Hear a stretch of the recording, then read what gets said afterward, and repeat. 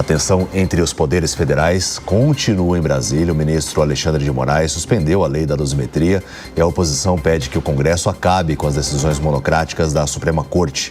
Reportagem de Marco Viana.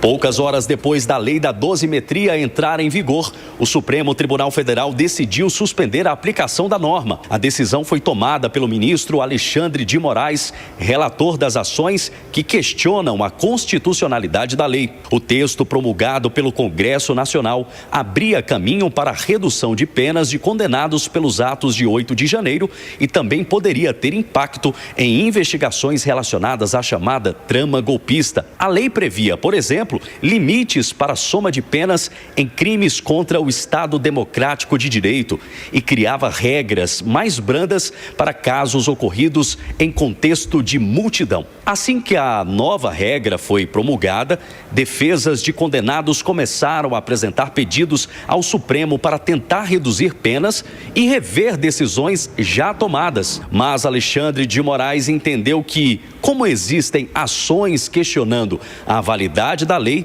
seria necessário suspender temporariamente a aplicação da norma até uma decisão definitiva do plenário do STF. A decisão de Alexandre de Moraes aumentou a temperatura política aqui em Brasília e reacende o debate sobre os limites entre o Congresso e o Supremo. Isso porque a lei da dosimetria foi aprovada pelo parlamento após a derrubada do veto do presidente Lula, em uma votação que contou com o apoio expressivo da oposição. Para a esquerda, a decisão preserva a segurança jurídica dos processos da trama golpista. Já aliados de Jair Bolsonaro veem nova ingerência do judiciário sobre o poder legislativo. Para o líder da oposição no Senado, Rogério Marinho, um único homem não eleito, sem mandato e com interesse direto na causa, apagou isso com uma caneta. De acordo com o senador, a decisão monocrática do ministro Moraes não suspendeu apenas uma lei, suspendeu a vontade popular. O senador avalia que cabe à Câmara reagir com firmeza e aprovar com urgência a PEC contra decisões monocráticas, que suspendam leis aprovadas pelo Congresso.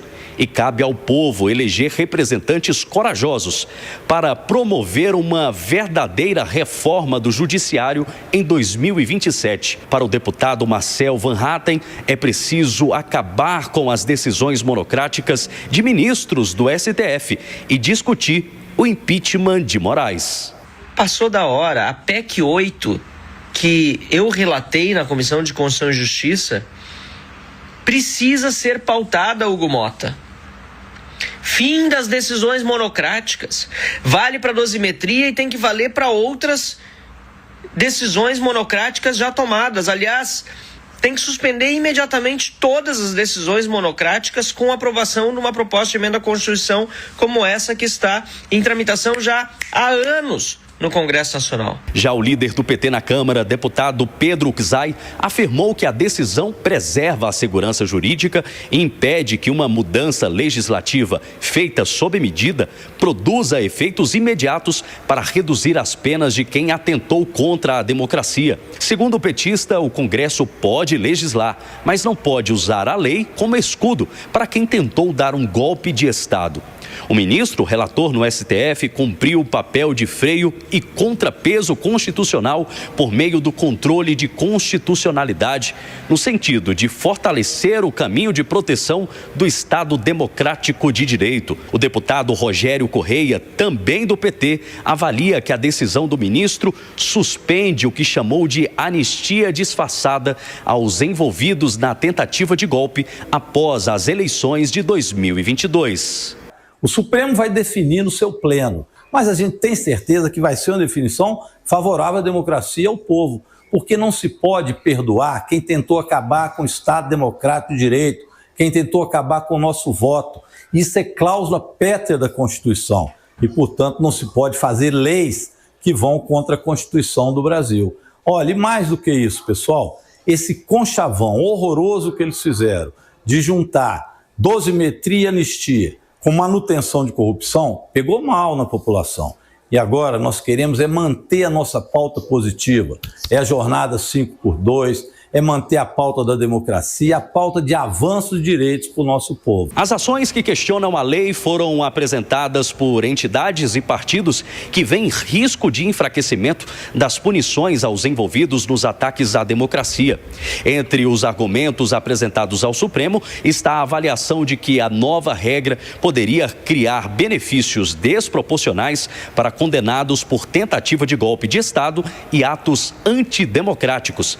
A suspensão determinada por Moraes também interrompe, pelo menos temporariamente, a análise dos primeiros pedidos de revisão de pena apresentados ao STF desde a promulgação da lei. A expectativa agora é pelo julgamento no plenário da Corte, que vai decidir se a lei continua valendo ou se será derrubada definitivamente. O caso tem impacto direto não apenas sobre os condenados pelos atos de 8 de janeiro, mas também sobre investigados em outras frentes ligadas à tentativa de golpe. Entre eles, o ex-presidente Jair Bolsonaro e também os aliados. A nova disputa entre Congresso e Supremo deve aumentar a pressão política nas próximas semanas e transformar a lei da dosimetria em mais um capítulo da disputa institucional em torno dos atos antidemocráticos no país.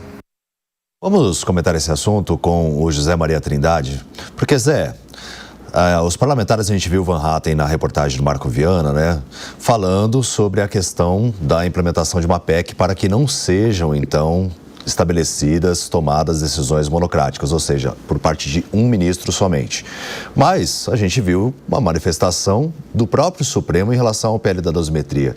Então, será que teria algum efeito ou será que o Supremo ficaria nessa briga realmente de poder? Olha, há uma disputa, sim, de poder muito importante e o Supremo Tribunal Federal, diante desse caso Master, está em crise. Esta é a realidade. Esse assunto vai para o plenário, deve ir para o plenário, é assim mesmo. A decisão monocrática foi no sentido de mandar ao plenário. O que está acontecendo é uma grande disputa política. Trata-se de um ano eleitoral e este é um assunto político. Os líderes de oposição tentaram, sem sucesso, aprovar no Congresso Nacional uma anistia ampla, geral e restrita. Uma decisão contra a decisão do Supremo, né, a sentença do Supremo já transitada em julgado, de condenar aí a penas duríssimas. São mais de 1.400 condenados até agora, sendo que os líderes, né, os mandantes desta tentativa de golpe considerada pelo Supremo, pegaram as penas maiores, mas houve acordos, houve penas menores, prestação de serviço e assim por diante, de acordo com a participação de cada um nesse processo. Mas agora chegou um lado político. O plenário do Supremo vai analisar, né, pela primeira vez esta situação. Primeiro, se a lei é ou não constitucional. Foi uma lei aprovada pelo Congresso Nacional, mas o Supremo vai decidir se ela é ou não constitucional. A decisão vai para o plenário.